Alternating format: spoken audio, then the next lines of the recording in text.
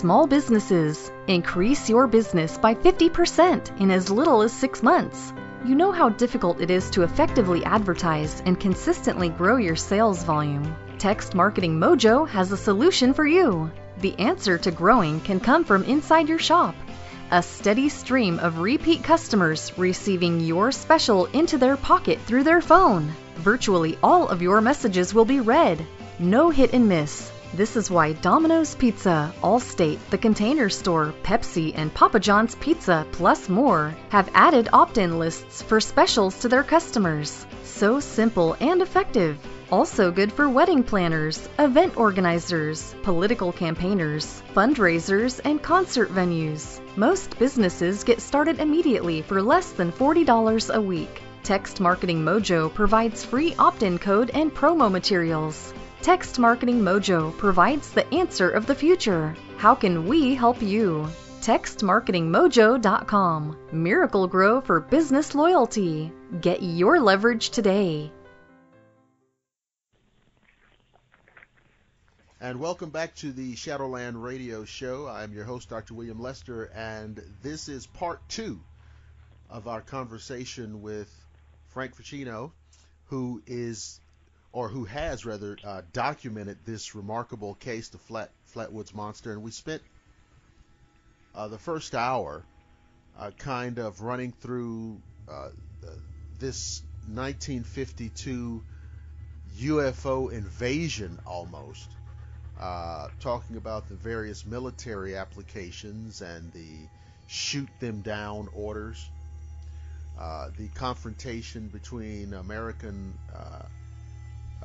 military pilots and these flying saucers, the missing pilots, the incredible wave of flying saucers that swept the nation that year and were subsequently passed off as meteors.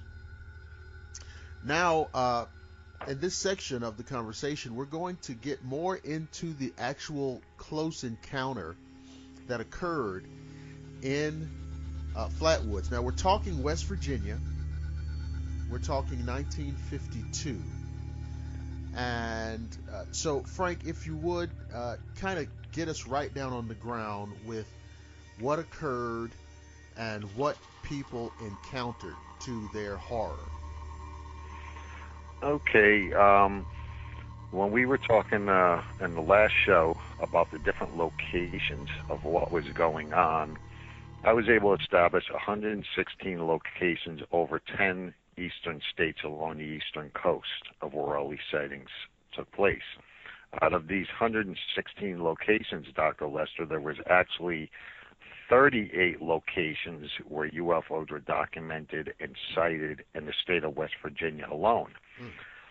Now, when I started looking into the Flatwoods case years ago, I knew this object just didn't drop straight out of the sky from outer space. It had to come in from someplace, because Ivan Sanderson, one of the original investigators, came up with a theory that they had come in over this area and certain area and over Baltimore and here and there, and he was close, but it wasn't correct.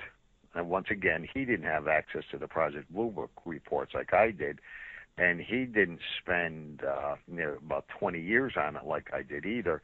I spoke to more witnesses than he did. He was great for being a Johnny on the spot right off the bat, and using some of his research was great.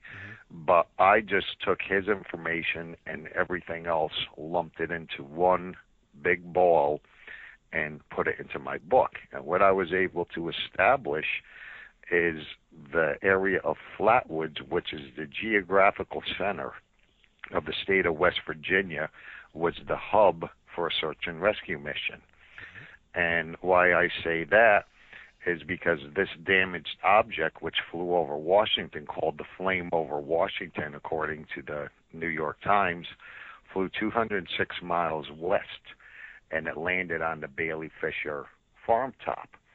And what happened that night is, in the little small town of Flatwoods, there was a bunch of boys playing football out on the local football field. And Friday night, that was the big thing to do. You have to remember, limited radio. Hardly anybody had radios. They were, Mrs. May, the primary witness, told me that they were still using the different phone lines, multi-phone lines. Party lines. Party lines, yeah, And like half of the neighborhood, whoever did have phones, they could all pick the phone up and overhear each other's conversations. So there was a lot of gossip. Everybody knew what was going on. There were no secrets in Flatwood. No. So, you have to put yourself, like I said earlier, in the mindset of what it was like. Pretty much everybody lived off of the land. They were self-sufficient. There was a little general store in town where people would go for odds and ends, but basically the people were living off of their own land. And this is what was hard for me to get through my head at the beginning, what it was like. Can you imagine, not having the luxury of a cell phone or a telephone just to pick up, watching TV, the internet? There was none of that back then. I was about to say, listen, rural West Virginia, 1952, most of those folks didn't have a TV. Right, correct. And if the one or two people in the whole county that had it, 3/4 of the time it was snow. You couldn't see anything because the reception was so bad. Yeah. So what we have here is the evening of September 12th, 1952, there's a bunch of kids playing football on the Flatwoods Elementary School playground. And there were 8 known witnesses reported by the press who were involved in this story, who had seen the monster, and there was another 6 witnesses who saw the monster from a distance. But a lot of the parents didn't want the kids getting involved, didn't want their kids' names associated with this in the press. Mm-hmm. So we have a bunch of school kids playing at the playground, and I interviewed and worked with the May family quite closely for several years. When they saw how dedicated and accurate I was in pulling the documents out, they finally found the person they were looking for to tell their story. Because this story was so botched up over the years, the people in Flatwoods and Braxton County basically threw their hands up in the air. They were just fed up with being made fools out of. And this particular night, these kids were standing there in the middle of a football game, and they saw this gigantic object. It was about the size of a 2-car garage if it was put end to end. Okay. It was a pretty good-sized object. And it was like 30 to 40 feet long, and it was oblong-shaped. It basically looked like an egg. Okay? This thing came flying treetop level from the north and flew and barely cleared the treetops. It flew in towards Flatwoods, the center of the state, and there's a reason that it landed there. And as it got towards the kids, it slowed down, made a 45-degree angle turn, and headed back east again over their heads. It flew right over them. And it flew across the main road and flew up over the tree lines to the Bailey Fisher farm, which is located across the street. This object, basically, it didn't make a crash landing per se where it impounded straight into the earth and, exploded. Basically, what the witnesses said, it kind of flopped and turned sideways and dropped down behind the tree line. And when it dropped behind the tree line, they could see it glowing. It was like a purplish glow, and you could see the light, and it was like a phosphorus luminous light. Well, when the kids saw this, some of them thought, the little kids, you're talking kids who are like 6 years old up to 18 years old. Some of the kids thought it was a UFO, and some of the younger kids thought it was a meteorite. They didn't know what the hell it was. They just seen this gigantic thing coming across the sky. And the ones who thought it was a meteor, they didn't know any better. They know meteors can't stop in air in mid-flight and make 45-degree angle turns. No, they can't.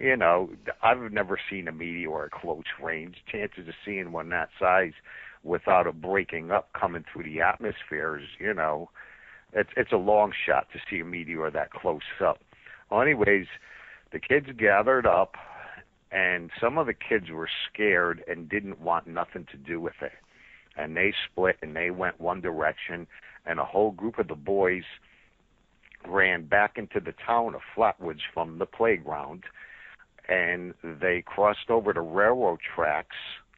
They went up this small hill, and they went to the nearby home of Mrs. May. Two of the boys in the group, Freddie May and Eddie May, this is where they lived with their mom, and their grandpa and some of the family lived there. So all these kids are screaming and busting the door in, and Kathleen had just got home from work. She was a 32-year-old housewife, and she was a beautician in town. She had told me that she just got in from work. She hadn't even taken her uniform off, and back then, Dr. Lester, they had those little outfits where she had a little hat on, and she had a beige-colored thing. And she had just sat down, and here comes all the neighborhood kids screaming in that something landed up on the hilltop. Well, where the May home is the access road that goes up to the farm. It's only public part way, and the rest of it is private. That's why they went to the May home, because that's where the farm that had touched down, her house borders that area. So they all come screaming in, something touched down, something landed, we want to go see what it was. Some of the kids said it's a flying saucer. Some of the kids said it's a meteor, which is a meteor is in the air, it's a meteorite when it touches down. So anyways, they all gather up, and Mrs. May was the oldest of the group. The next one in line was Eugene Lemon. He was 18 years old. That was Mrs. May's younger cousin. You know, he was a family member. Then we have Neil Nunley. He was 14 years old. Teddy Neal, 13. Eddie May, one of the brothers, he was 13. His younger kid brother, Freddie May, who I worked with very close over the years, he was part of the group. We had Ron Shaver, 10. And then there's a few other undisclosed kids who saw the monster from a distance, but their names were never released, and the ones that were, there's really no proof of it. And there was a little kid from the neighborhood who saw this commotion going on, and he was the little kid of the group. His name was Tommy Heyer, and he was 6 years old. So in the end, we have Kathleen May and 7 boys from 18 to 6 years old. And they gather up, and they're going to go up to the farm to see what landed back there. Now, in the meantime, there was a collie, which was a big adult-sized dog, okay? This collie was tagging along with the group. Somebody from the neighborhood right on that street on Depot Street owned this dog. And the dog was always playing with the kids. It jumped into the pack, and it started following them up. And the 2 May dogs, well, Gene Lemon, I should say, and he had a dog, and the Mays had a dog. They were from the same litter. So these dogs, 3 of them are going up with this group. And to give you an idea of the lay of the land, because this is going to help, we actually have 3 points of the farm, Dr. Lester. When they crossed over their property, went a few feet up, they stepped off of the dirt path road, and they were on the Bailey Fisher property, the farm. And these kids basically grew up there. They played up there, hide and go seek. They played up there for years. And the first section of the farm is a big, wide open pasture. And it's not fenced in at that point. At a 45-degree angle off to the left, there's a path. And this path goes across this big green pasture, and it goes to a gate. And that gate was a big steel gate. It was like a cattle gate. And just beyond that area was a second field, and that field was a gully. It sloped from the left down to the right. And inside of this area where this pasture was, there was a bunch of pear trees. It was like a small pear orchard, okay? Beyond that pasture gully area was the third field, which is on an incline. So you're basically constantly climbing up and up and up once you go into the second pasture. That's where the boys saw it go down. So we have pasture, gully, and the hilltop way up in the back, about a mile away. So they all step onto the farm, and they're walking up the path to go towards the gate. Now, Kathleen May, the adult who was the primary witness to the Flatwoods Monster, she worked with me, and I interviewed her for years, Dr. Lester. It wasn't just one interview with her. It was dozens and dozens. And sometimes she would call me up or write me a letter, or I would go over to her house, and she would tell me another detail, and I would say something else, and we would end up going back and forth and talking. And that's the story after story. She even remembered her original telephone number from 1952, she told me, for the record. It's amazing. And once I started working with her, she started telling me more and more, and as I was showing her documents, and we were piecing this whole story together because I had read so much crap about this story. My mind was just cluttered with junk, and to actually hear this for the first time as it actually happened was amazing. Right. You know, like I said in the last show, I had read dozens of stories, and no two of them were the same. So I'm actually here with a witness who was there firsthand. So Kathleen and I worked very close on this. She told me when they stepped onto the farm, she looked up over the crest of the hill, and she saw a gigantic purplish flare, almost like fireworks, like a woof. The thing just expelled, and the farm lit up on the back portion there, this purplish glow. And she's leading the path, and when she saw that glow up there, she turned back towards the street and looked at the street lights. She didn't know what it was, because you're looking into a farmland, into a forest.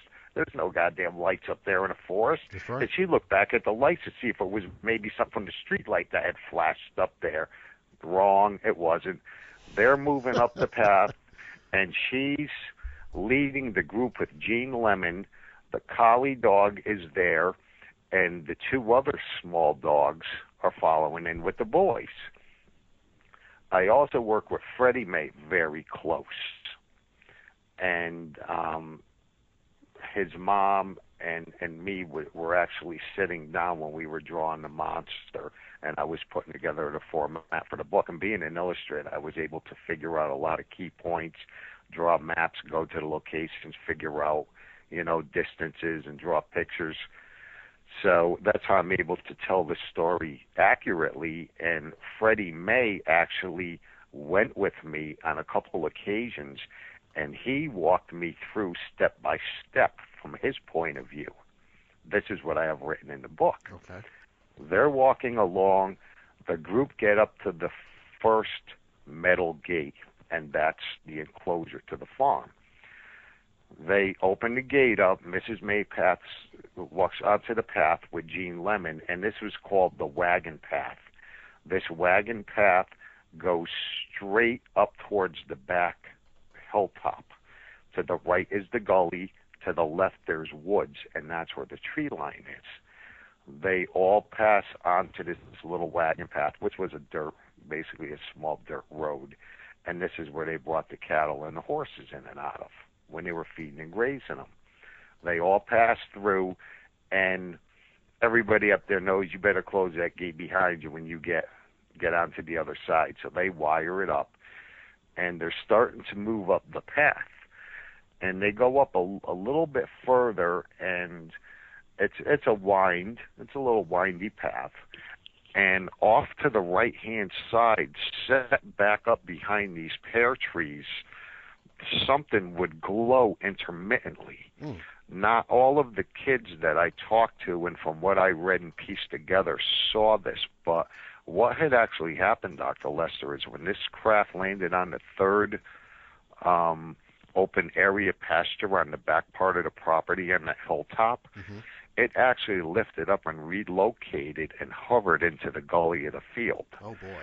And that's the part where you look at your military knowledge and you go, well, I just went down. I'm glowing all over the goddamn county. Everybody could see me. I better hide and go tuck away and go into the gully. So this thing actually had landed up there, relocated, and dropped down approximately a quarter mile away or so, and it landed behind the trees out in the back of that gully, tucked away. The kids, some of them didn't see it, and some of the witnesses did see it because there was brush going up a portion to the right, that was in between the path and the gully. Over to the left is woods, and it's starting to get dark now. It's nearing dusk, and they had their flashlights with them. Mrs. May and Freddie tell me they're focused on looking straight up to the far back of the hill.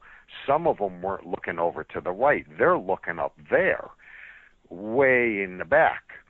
As they're walking up the path, there's a smell. It's like a sulfurous smell. And Freddie May said there was a sound too. It sounded like generators winding down at a big factory. And he worked in Charleston and West Virginia, about an hour away. And he told me when he was an adult several years later, he got the chills and stopped dead in his tracks because his first day at work, the big generators were winding down, and he stood there and he circled his arm in emotion, and he said that's the same kind of noise that he heard, which is like a generator, wow, wow, wow, winding down. Right. He told me he got a flashback, and that was the same thing he heard coming from the farm that night. So we have this noise, we have this smell coming down the path, and it started irritating some of the witnesses. And it was like a low-laying fog that was rolling in, except it was more like of an exhaust smell. It was rancid. And some of the kids started coughing from it. They were getting irritated, in their nasal passages and their throat from breathing this crap. And they just kept walking into it. And they're looking straight up there to the back to go see what this thing was that touched down. Now, right about in this point, what happened is the big adult collie darted off like a bat out of hell, and it ran into this mist, and it's going straight up ahead. It heard or saw something up ahead of this group. Okay. And right about this time, the group came up to a second fence. Now, this fence was, it used to be an old gate, and it was between like about 3 and 4 foot high. And it was actually slats of wood that were nailed from post to post. Okay, it wasn't a swinging gate. When they got to that point there, that's about when the dog took off and ran into the mist. Okay. And we have Mrs. May, Jean Lemon, the other adult, Neil Nunley, Eddie May, and Ronnie Shaver climbed over this fence. And they went straight up the path, and the other dog's barking its butt off, going crazy, running ahead, and they had no idea what was going on at this point. And the 3 people who were at the end of the path were the youngest kid, Teddy Neal, and Freddie May. Now, Freddie May told me at the point of when the encounter occurred, he was actually climbing up the fence, getting up to the top of it, and he looked straight ahead, and he saw the group in front of them. Now, at this point, the 2 dogs from the same litter wouldn't cross the fence. They stayed behind with the 3 kids. So Tommy Heyer is standing behind the gate. Teddy Neal and Freddie are climbing up over this wooden fence. In the meantime, Mrs. May and the rest of the boys are walking up. And Mrs. May said that she heard noise that sounded like frying bacon and grease in a frying pan. It was crackling. Wow. And she also heard, and her exact words were, it sounded like somebody rhythmically dropping a silver dollar onto a canvas. You can relate. You're a drummer. Yes. Thump, thump, thump.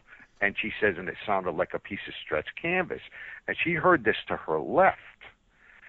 And about 4 feet off, up a little incline, there's this gigantic oak tree that's well over 100 feet tall. This is a big-ass tree. Mm-hmm. And this is where the source of this rancid, rotten smell was coming from. And it was billowing down the little 4-foot incline, and it's coming down the path, and it's spreading through the whole area. Gene Lemon looked up and saw something that looked like eyes, approximately 12 feet up in the air. And right at this point, there, it was up about where these eyes were located, was a big, gigantic branch. And the witnesses told me later on that this branch actually was about 12 foot approximately, and it came down over the path, and it went out towards the gully. And you can actually just about reach up from one side of the path and jump up and touch the tip of the branch. But the point where the origin point was about 12 feet. This is where they saw the eyes by the tree. And they didn't know what they were. Gene Lemon at first, he was standing next to Kathleen, and he thought it was a possum up on a tree branch. He saw these eyes glowing up there in the middle of nowheres. Now, you have to remember the area where they were, it was starting to get dark, and the dense part of the woods was darker back there to their left. Do you understand what I mean? Yep.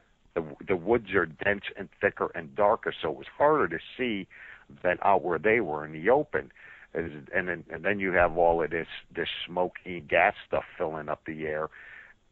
They slowed down, and it was still light enough. Kathleen told me that her and Gene had their flashlights, and they didn't need them at that point because there was still enough of light. They didn't need them because they were shooting to go straight up to the back, and they didn't want to waste batteries. You know what I mean? Because Right. You got to get back home in the pitch dark. So she said there was still enough of light there where you could see. And as they neared the tree, this noise got louder and louder, and the noises intensified. And when they turned and clicked their flashlights on and pointed them up towards the eyes of the trees, that's when they got the shock of their life. Gene Lemon screamed and fell backwards. It scared the hell out of him. Sure. This giant creature, which was metallic, it almost looked like a robot, a mechanical man, had actually hovered and lifted off the ground, came from behind the tree, went down the 4-foot incline. It's hovering, and it passed in front of the witnesses. Gene Lemon just about crapped his pants. He fell right over on his back and screamed. That's what Kathleen told me. He went down. It just basically came out from on top of him.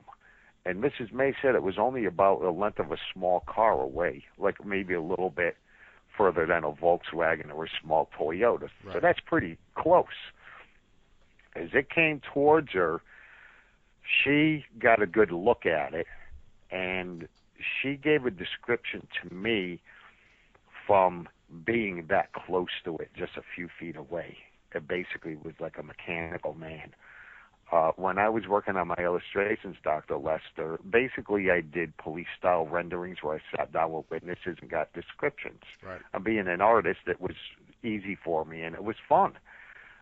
And working with Freddie May, the youngest son, he was back on the fence, mind you. He saw the whole thing unfold in front of him. So when I was working with Kathleen, I have a witness who had it firsthand, up close and personal. Then her son told me what happened because he saw it fold out in front of him. So I work with these witnesses and put this entire story together of what happened. Mrs. May got a good look at this thing as it came towards her, because it came down pretty fast. Okay. You know, it moved from point A down the path to where they were pretty quick. This thing was a hovercraft. Lemon got back up, One of the other kids helped him get back on his feet, and they turned and they ran back down the hill. The collie dog had, I forgot this little part real quick, the collie had actually taken off before they got there. That's a key point that I overlooked. When they were walking up before the encounter, the collie had turned around, yelped, and went barking and ran past all of the kids back down to the house, and then the encounter occurred. Well, Mrs. May was running back down the hill, and she told me she got so scared by this damn thing, Dr. Lester, she cleared that 3 to 4 foot fence in one hurdle, like Jesse Owens in the Olympics. Yeah. With a dress on. Right. She hurdled it, and I said, where were the other kids? What happened with the other kids? And basically it was every man for themselves. Right. Because when it came into that shock effect factor, it's like every man for themselves. And she told me she passed several of the kids running back down the hill, quote unquote. It's one of those things where I don't have to be faster than the thing. I just have to be faster than you. Yeah. Yeah. And honest to God, she said she cleared that in one shot. She jumped right over that fence. And the other kids were climbing between it. They went over it. Now, that's just a wooden fence. Now they're running down this path, and they get to the gate. They never opened the gate up, the big steel gate, because they had wired it shut. Right. When they got to that, they were climbing over it, under it, through it. It was just absolute pandemonium. And they finally all got over and cleared. And the last of the group, when they all got down the house, well, of course, Freddie May and Tommy Heyer and Teddy Neal, they were the first ones out of there because they never got up that close. They were just on the gate. They were the first ones gone with the 2 dogs. So they got down to the house first. Everybody else piled in, and Gene Lemon, who was right next to Mrs. May, who was that close to it, he got a whiff of this stuff really bad, and he started vomiting profusely. Kathleen said that he seemed to take it the worst. The kids, some of them, they were bleeding, their mouths were sore. Basically, that smell just ripped their membranes, and they were pretty messed up from it. So Mrs. May is back to the house with all the boys, and she calls up the local sheriff's department. And she calls the sheriff, and believe it or not, the sheriff is out running around looking for crashed airplanes and UFOs around Braxton County. Imagine that. Remember I told you earlier that this was actually a search and rescue mission? Right. Okay? With the way we figured out the coordinates. There were different UFOs that came into the area and did 3 loop circular and back reverse gridiron military type searches. Okay? There was another object there that came into Rendezvous, the one from Florida. And when that came into the area, it was actually previously, it was looking for the Flatwoods Monster Craft. It hadn't touched down yet. That thing took off and headed back down along the Elk River, and it crashed into a mountainside, and that's where the sheriff was. So what we have here is a bunch of UFOs that were circling around this area looking for this downed craft, and it hadn't arrived into the area yet. The Flatwoods craft was so damaged, it was going very slow and flying erratic. It was seen through the sky across the United States. It actually veered off path a little bit and went north and hit the small town of Burnsville, turned and came back down the small road. The road. I wonder if you talk about the damage. I wonder with these shoot them down orders. I wonder if this particular flying saucer had been hit by one of these military jets. Well, actually, it looks like there was 4 of them that were taken down. Okay. Because they made repeated landings. and I could sit here and read them all off, but we may be here for about a half an hour if I gave you because I know the exact locations where they all went down and from plotting the points. And these things were pretty messed up. Okay. And what we have is the sheriff driving around town. The other damaged UFO that came in from the direction of Florida from the south, Dr. Lester, what happened is that went into the area, and there was supposed to be an intersect point where there was a rendezvous to put the two down craft in the same area. They were the two most severely damaged ones. They were messed up pretty bad. These things were making repeated landings. It was unbelievable. I got them. I got every piece of information in the book. But what happened, it was a failed rendezvous. So this one craft that came in from Florida went and crashed. Then it took off, it crashed again, and it was actually puddle jumping.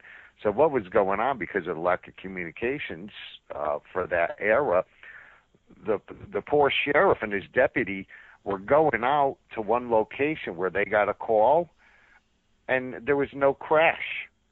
They went back to the office, and then they get another call. There's another crash further. They go out there, nothing's there. What the thing was doing was puddle jumping, trying to get out of the area. So this sheriff's running around with the deputy like a nut, looking for these crashed airplanes and things that look like airplanes going down throughout the county.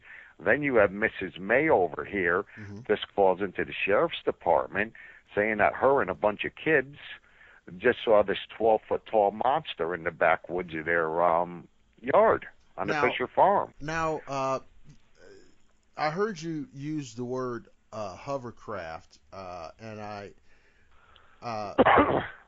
assume that this was at least inferred by the description of these witnesses. Now, what did they say the occupant looked like? How did they describe the creature? Okay, what it actually was, the Flatwoods monster, for lack of a better word, Dr. Lester, it really wasn't a monster, as you brought up in your last show. What it actually was, it was some type of a metallic, mechanical craft. Okay. Mrs. May was a bit older when I started interviewing her, so I never went up to the path with her way up into those woods. I sat with Mrs. May and did these drawings, and she gave her descriptions, and I did these thumbnails, then I did comprehensive and finishes, which you could see my paintings on the internet. Freddie May went up there on a few different occasions, and one of them I actually brought a video camera. Mm-hmm. And I went from point to point to point to point, right from the school playground to the first field, second field, and we walked right up to where the encounter happened and stood at the tree. This, basically, it was like a probe-type craft. Freddie May said to me in an interview that he believes, and the way this thing reacted, from what all the witnesses said, this thing had an occupant of some sort inside of it. And when I sat down and started doing these drawings, it was amazing how inaccurate the original drawing of the Flatwoods monster was, wearing a dress with arms and claws with a pointed cloaked hood, and it was just ridiculous. What had happened is a week after the incident, Mrs. May and Ailey Stewart Jr., who was the Johnny on the spot, who was the first one up there that night, what happened is because the police could not get to the May place and the state troopers were out running around the other side of the state. There was only a couple of them. Braxton County is gigantic, and all you got is a couple vehicles roaming that whole area. What they did is Ailey Stewart from the Braxton Democrat, he, former Air Force, he got the call at his newspaper office that night, and he went up to the spot and went to the May home and went up to the spot. But what had happened is, while all of this was going on, Mrs. May is at the house attending to the kids and wanting to see what's going on. The sheriff and the state troopers are running around. Eventually, Stewart got up to the house and saw what was going on, and he walked into this pandemonium. Right. And I interviewed him, and at length. I was actually the first one since 1952 to interview him. I actually went to his house when he was alive in North Carolina, and I lived at his house for a few days. Mm-hmm. And I just sat down and did interviews with him, and then I just let the camera roll, and he explained what happened. And the point I'm going to get to is what the monster looked like, okay? Because the original sketch artist, when May Lemon and Stewart were on a show called We the People in New York City, it was a week later, a sketch artist sat down with May and Lemon, and he says, okay, what'd this thing look like? And he drew this weird-looking, silly-ass creature that had a dress on. I mean, you can't describe it any better way. It just looks like this. It looks just like some kind of goofy robot. Yeah, it had a dress. This thing had a dress. What Mrs. May was trying to describe, the lower portion of this thing. Now you have to picture a housewife from Central West Virginia seeing a tall metallic structure nearly 12 foot tall. What this thing had was pipes that went around the lower circumference of the body, and it flared out. Okay? These pipes were spaced equally around the lower portion of the body, like a booster rocket. When she's telling this to the sketch artist, she's trying to describe this and said those pipes remind her of the drapes hanging in her living room. Okay. You know, the rolls of the pipes. So he took it literally, and instead of drawing metallic pipes, he drew it in a dress, like a curtain. Okay. All right, so that's how you got the dress on this stupid monster. Mrs. May said that it floated. It floated because those pipes were part of a propulsion system, and when it reacted and lifted up and floated, this thing was part of a mechanical device. And you look at the original drawing, you see a drop-cast shadow. This drop-cast shadow is an indication that it was floating, but it wasn't a monster wearing a dress. So what we have here is the sketch artist did not do a great job trying to get to the bottom of what this thing looked like. Okay. And the arms and claws that were on this monster, Mrs. May said were actually antennae coming off of the plane of the shoulder. Oh. Okay? The big Ace of Spades drawing, and the original one was black and white, shows this big hood coming to a point like the Ace of Spades over the top of its head, and it shows a monster with a face with two eyes. Now, the press had a field day saying bulging eyes, and they were red eyes and green and orange. It was ridiculous. And arms and claws, and it floated. And what they did is this was actually shot live on September 1952 on television out of New York. They flew the people in. Sketch artist does this drawing. He walks away. The announcer comes out. He gives a scary introduction. They actually had an orchestra pit there, Dr. Lester doing the scary music. Sure. Oh, yeah. It came to the crescendo, and they turned this stupid drawing around, and they showed it to the American public on TV. And everybody just looked at it, and it scared everybody. And then by the time the dust settled, everybody's like, this kind of looks ridiculous. This don't make any sense. So the story just got shoved on the back burner. Even though the witnesses were sincere, they described something, that one sketch botched that whole story up for about a half a century. Well, talking with Mrs. May and Freddie, I spoke to a couple of the other people involved with it and the witnesses. The bottom line to it was this was a metallic structure. It basically looked like a rocket ship. Mm-hmm. The upper portion of the head, Dr. Lester, where it came to a point, was actually an outer helmet. And Freddie May described to me the interior inside this helmet. It looked like another helmet.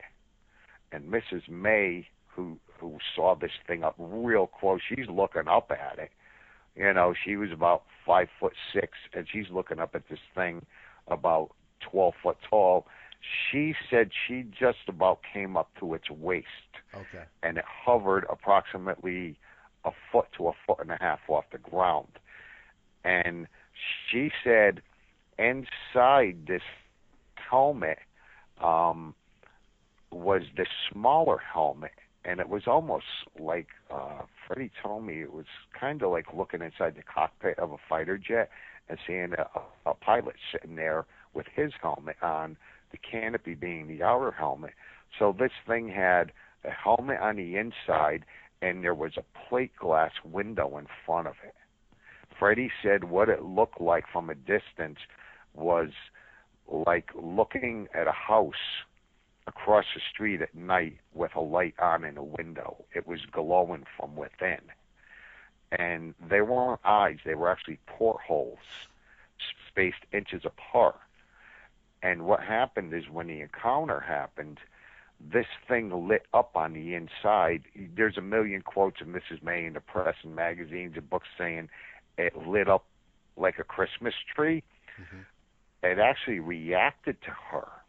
And talking with Freddie over the years, as our technology became more advanced in automobiles, he likened it, and the idea that I pictured it was if you get into your car, it's a cold start at night and it's pitch black, and you turn your ignition on, and all the lights come on the dashboard and everything starts glowing. Right.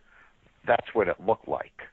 He said it reacted and started glowing from the inside. It was actually a machine. And a lot of people that portrayed this stupid-looking drawing and talking about how it was shooting laser beams and beams of light out. It really wasn't beams. It was powerful beams, I should say. It was actually small beams shooting out of light being forced out of openings. It's like which the glare. Exactly. It was coming out. And Freddie said it had this the glass plate window, and we have the arms were actually antennas coming off of this creature, and I believe they had moved and like rotated, almost like radar. Do you know what I mean? I don't know how to describe it, but they were actually moving, because some witnesses talked about them being sideways, some were facing forward. So they may have been some type of antennas. I don't know. But anyways, the lower portion had these gigantic pipes going around, and that's where the exhaust was coming out, and that was that stench that got the kids sick. So the other inconsistency, which really wasn't an inconsistency, is talking about the color of the monster being nicknamed the Green Monster. Mm-hmm. It was an Indian summer back then, and it was in the 90s on that particular day. Wow. Low 90s in September. It was basically a heat wave Indian summer, all the locals told me. I went and looked up all the temperatures in the Charleston Gazette and New York papers, and I found out the temperatures and all of that junk. But the foliage was not changed at that point. It wasn't turning brown and turning colors like fall, because it was the summer. Everything was still bright green, and all the foliage from the bushes and trees that were in the area, when this monster lit up and it started glowing, the thing was metallic, and it was reflecting the green from the environment around it, which gave this, it was like an aluminum color gray. Everything lit up, and that's what gave it the impression of being green, was from the environment around it, reflected the trees and the bushes. So there's your green monster. In reality, it was actually an aluminum color and gray. So this sounds like a manned mechanical device. Right, like a probe. Exactly. And the alien is inside operating the mechanism. Exactly. This craft. Right. And when you look at this thing, it had to be something very tall inside of it, because you have this giant helmet up there with an outer protective helmet. A plate glass window is basically like a windshield of a car, and it tapered down. It was close to 12 foot tall. Now, what happened is when Stewart got to the house, when the police called him and says, go up there, there's pandemonium up at the May house. Now, when you look at it from that point of view, how many times, if something happened and somebody called the police department and said, we got a monster in our backyard, are they going to respond to it or just hang up? Oh, yeah. Yeah, it's a prank call. Right. But this situation was so factual and realistic, and getting a call from these people. They were sincere people up there. I got to be close with some of them over the years, and I could really feel for them, and I can imagine generations of kids just being talked about and made fools of right down the family line. Oh, your family's the goofballs that saw the Flatwoods Monster. And that's basically what they were dealing with. They were ridiculed from the outside. They were ridiculed by their own community. They thought it was a goddamn joke. There was like feuds going on amongst the locals. It got crazy because a lot of the locals, I have to remember, this is like a Bible Belt area up there. And take it from that point of view, the whole world was focused on Flatwoods. It was estimated 10,000 people visited Flatwoods with those limited access roads approximately 4 to 6 weeks after. 10,000 people went into that town. And the town only had 300 people in it. I think there's about 400 now. But anyways, these people were just fed up with everything going on. And when the press got hold of it, well, when my illustrations came out from all my research back in '04, and the monster was basically unveiled of what it looked like, and the Mays gave me the okay, and they said, this is as close as what we remember of what this thing looked like. It didn't look like that ridiculous drawing. Okay. So when it was unveiled, I was getting emails from around the world, and I was getting calls. The Japanese were calling me up, emailing me and saying, why does Flatwoods Monster now look like robot? Why does it look like a rocket ship? So, and then the skeptics started banging on me and saying, oh, this Feschino's got a hell of an imagination. It went from a monster that hovered wearing a dress with arms and claws with a hood, all made out of cloth, to being something that looked like a robot, a mechanical. Well, Stanton Friedman had contacted me. He gave me a call, and he says, Frank, they're starting on Flatwoods again about you and your imagination and this, coming up with all of a sudden this modern-looking thing with a monster. Well, what nobody had really realized, Dr. Lester, is I did my homework, and I went back and I started researching the archives, and I found the original publications of the Flatwoods Monster, and I found the early different descriptions of what it had looked like. And the second article to ever come out, and it came out on September 14th, 52, okay? This is just a couple days after the incident. They talk about the monster, and they said it had a black shield affair in the shape of an ace of spades behind it, which was the actual helmet, and it was metallic. That was on the Sunday, in the Sunday edition paper, September 14, 52, of the Charleston Daily Mail. So it was in print that it was metallic back then.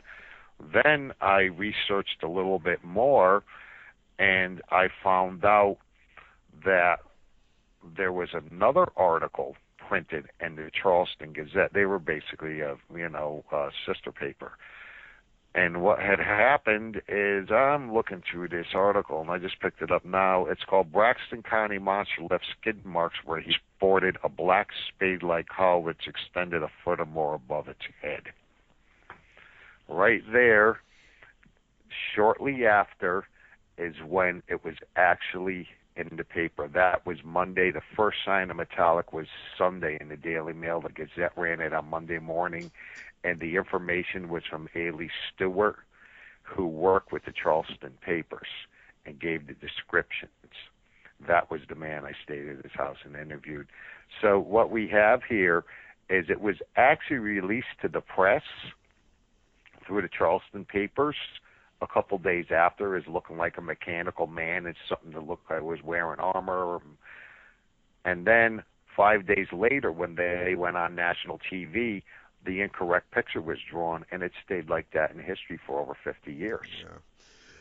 So I did have my backup story showing that this thing was a mechanical device.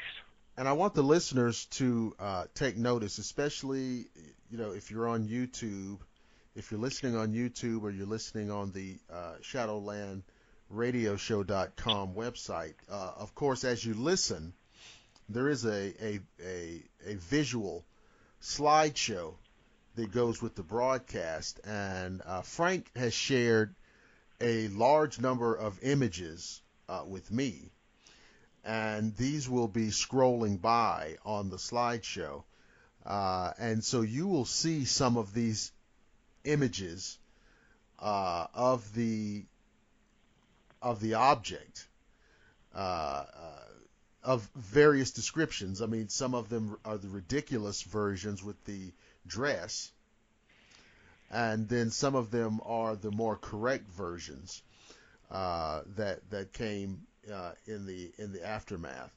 And there's also a really great painting that Frank did with the military aircraft in kind of like a dogfight situation with a couple of flying saucers, which is a very dramatic painting.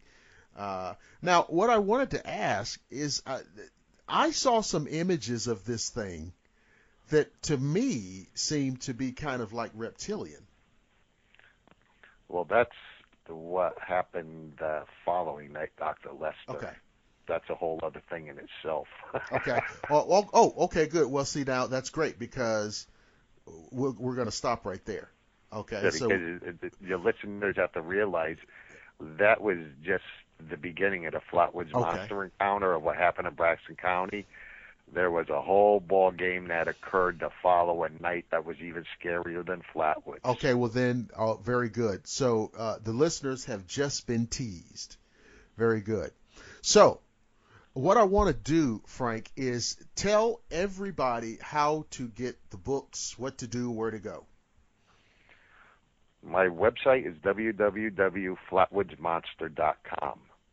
And if you click onto that website, you can see the reviews on my book. You can order the book directly through my website. And I also have a link right at the top of the home page that will bring you to a YouTube site and show you some of the actual interviews with some of the people that we've been talking about for the last two shows. So between what Dr. Lester has and what I have put up on YouTube, you're going to be able to see a lot of different things about the Flatwoods case, and you're going to see the truth for the first time in years because nobody else has come close to touching my story.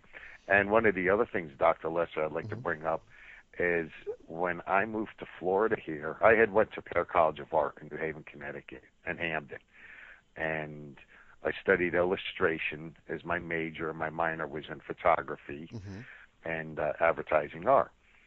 So I had a strong point there. So my art background, I was able to illustrate all of my books, all the colors, do the paintings. I did the eyewitness accounts, and I drew all the different pictures.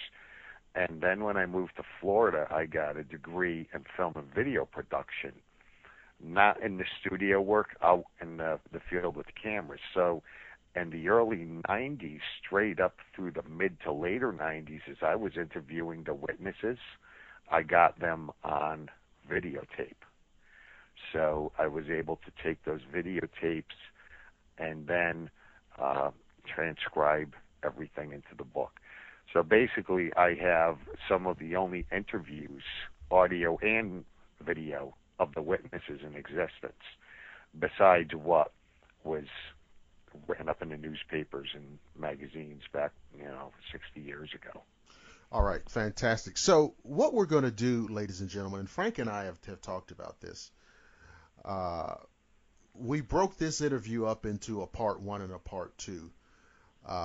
But Frank has agreed to come back on and do other shows because there's a lot more, as you heard. I mean, we're not going to get into the reptilian question until the next show. So you're going to have to, tune in because there's a million miles to go with this story. So that is going to do it for this edition of the Shadowland radio show. I'd like to thank Frank for coming on and just starting to unravel this story because there's just a lot of layers here of a true extraterrestrial encounter. It was not just a UFO crash. It was not an abduction experience. This was a real life extraterrestrial close encounter situation. So, we have a lot more on this that we have to present to you, and it's just been fantastic having this opportunity to get this out. So, that's it for this edition of the Shadowland Radio Show. I want to remind you guys, shadowlandradioshow.com, Facebook, Google+, YouTube. You can catch all the episodes there. And remember, until we're together again, don't fret, don't panic, don't freak out. I promise to see each and every one of you again on the flip side.